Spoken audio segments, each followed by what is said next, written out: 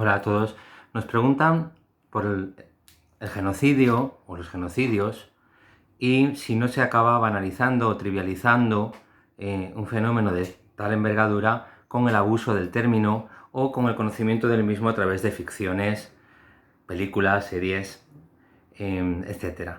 Es una pregunta interesante que yo creo que debe responderse reflexionando sobre en qué momento la perspectiva de los grandes genocidios nos encontramos hoy. Bueno, en primer lugar, la cuestión del genocidio no es algo terminado, sino que es lamentablemente siempre hay una actualidad respecto al asesinato o la persecución y el asesinato de grupos étnicos o de minorías en situación de vulnerabilidad.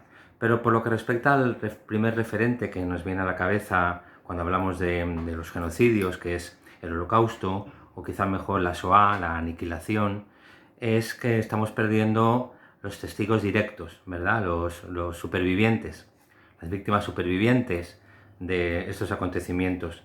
Por eso nosotros en la Universidad de Jaume I y particularmente en el proyecto La Norma de la Imagen tratamos de integrar algunas imágenes que facilitan la comprensión de un concepto tan inabarcable, tan agotador mentalmente como es la del genocidio. Digo agotador mentalmente porque supera categorías del pensamiento por la magnitud del asesinato, por la magnitud de la catástrofe humana. No se trata de 100, ni de 1000, ni de decenas de miles, sino de millones de seres humanos asesinados de una manera fría, sistemática, brutal, etc. Yo siempre recomiendo que uno encuentre un día o 2 días para ver las 8 o las 9 horas que dura el documental de Claude Lanzmann, Shoah, y si es posible que lo combine con una película del director húngaro Laszlo Nemes, 30 años después, que es El hijo de Saúl. La primera, Shoah, es una serie de testimonios, de preguntas que hace este estupendo director a testigos visuales, ¿no? o participantes de las matanzas de Treblinka o de Auschwitz de una forma sobria,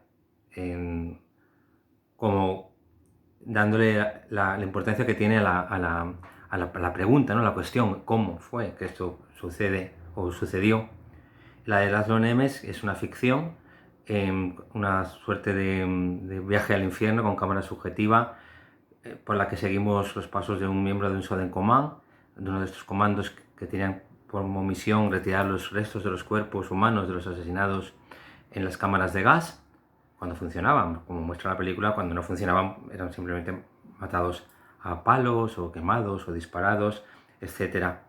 Creo que detrás mío tengo restos de una muestra reciente, aún todavía reciente, que hicimos en 2018 a propósito del 70 aniversario de la Declaración de los Derechos Humanos de 1948, uno sobre la matanza de refugiados palestinos de Sabra y Sativa en el Líbano en 1982, Vals con Basir de Ariel Osman, y junto a la película de Ari Folman se ve un poquito de un documental que tengo como una de las películas imprescindibles, uno de los documentos cinematográficos imprescindibles para comprender la mentalidad o la forma de actuar de los perpetradores, que es The Act of Killing, el acto de asesinar, de Joshua Oppenheimer.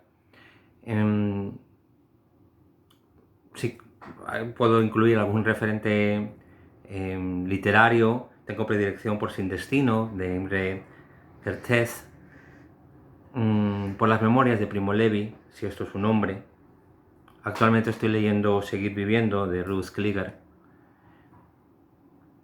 Y la película de Oppenheimer, si no lo he mencionado, es sobre la matanza de comunistas o de acusados de simpatizar con la izquierda en Indonesia después del golpe del general Suharto en 1965.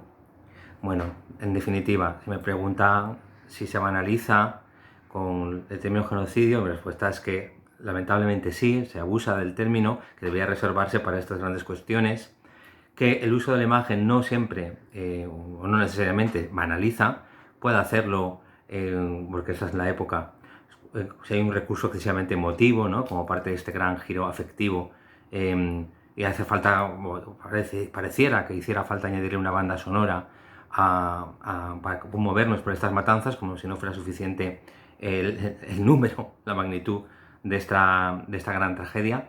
Y en el lenguaje coloquial también creo que se banaliza, pero sin embargo sigue siendo una cuestión esta que nos impele, nos pregunta, nos hace pensar.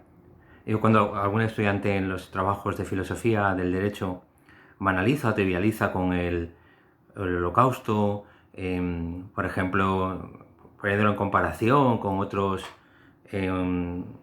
genocidios o con otros grandes crímenes del siglo XX, paradigmáticamente el de Stalin, ¿verdad? Como si esto fuera una especie de competición o de partido que acaba en tabla sobre vete a saber qué preocupaciones que les pasan por la cabeza, en lugar de tener una posición firme y clara en términos de derechos humanos, que implique estar siempre con las víctimas y analizar cada holocausto o cada genocidio en sus términos, como el de Ruanda o como las matanzas en la Yugoslavia de Srebrenica, sin tener que hacer una especie de tablas de puntuación, que me parece un ejercicio ese sí de banalidad. Bueno, cuando eso sucede, a mí me entristece sobremanera y me deja este despacho bastante desangelado.